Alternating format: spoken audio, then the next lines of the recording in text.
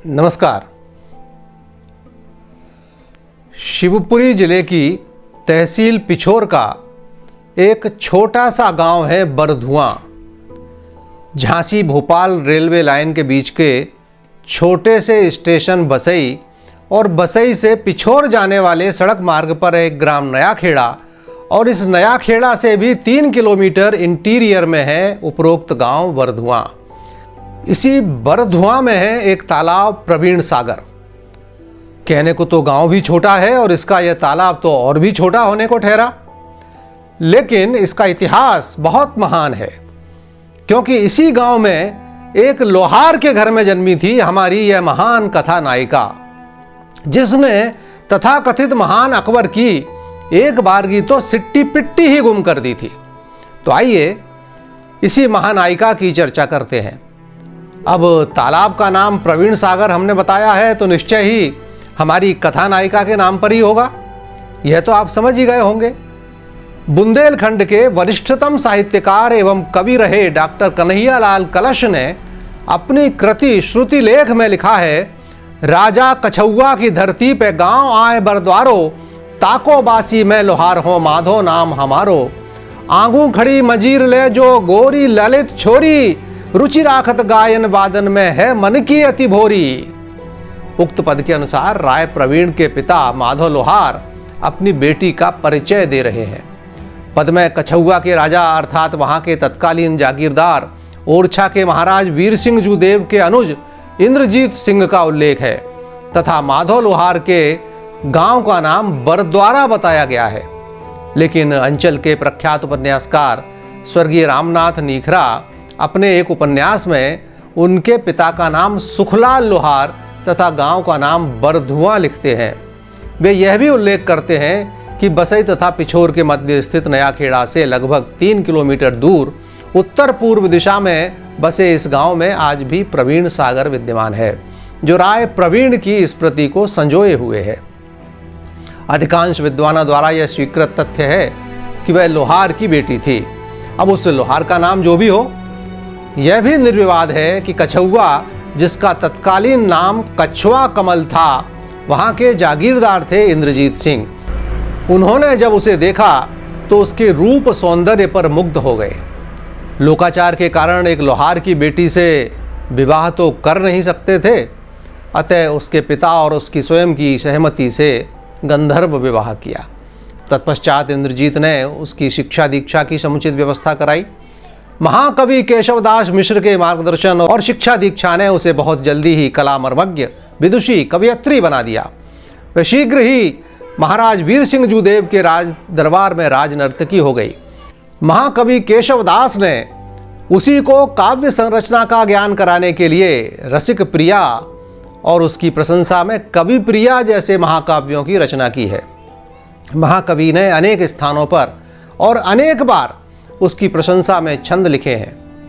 राय प्रवीण नृत्यांगना थी, किंतु इंद्रजीत की विवाहिता पत्नी भी थी। महाकवि केशवदास उसके बहुत बड़े प्रशंसक थे।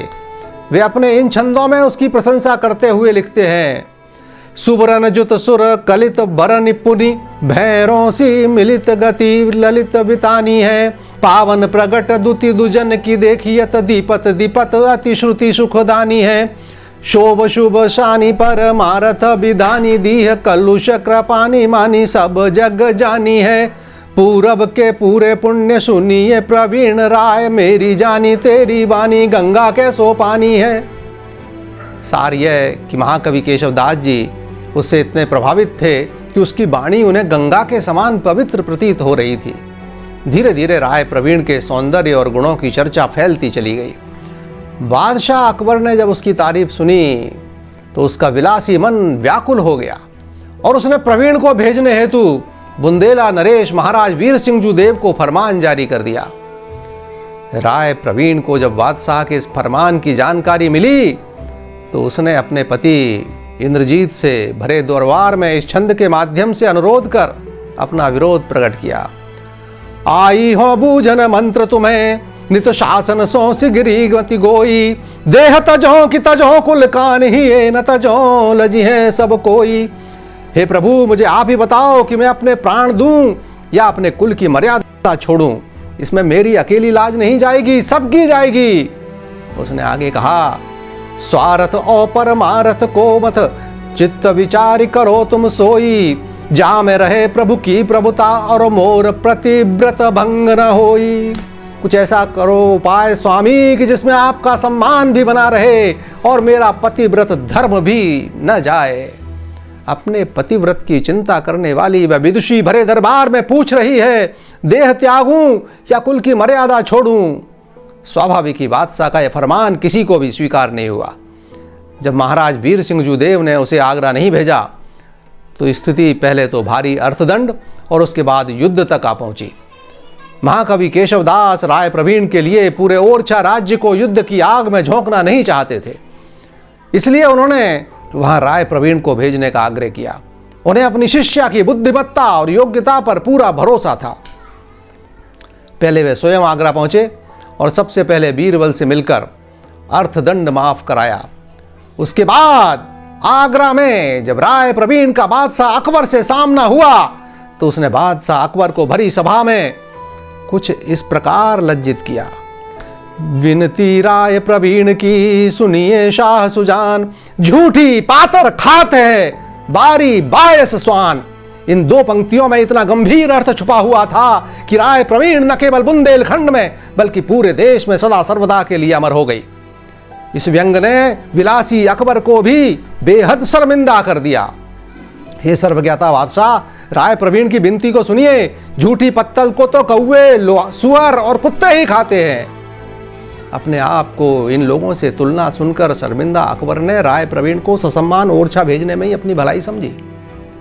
शिवपुरी गौरवान्वित है कि अकबर को लज्जित करने वाली उस कवयित्री की जन्मभूमि शिवपुरी है।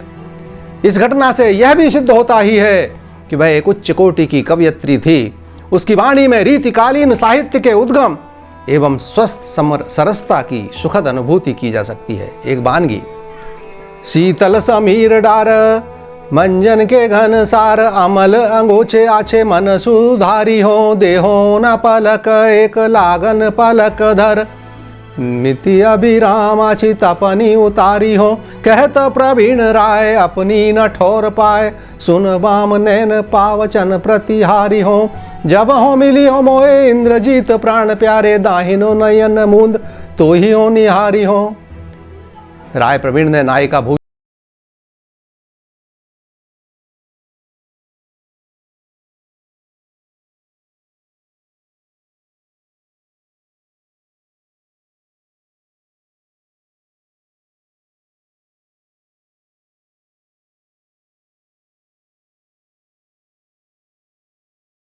अवश्य दें। नमस्कार।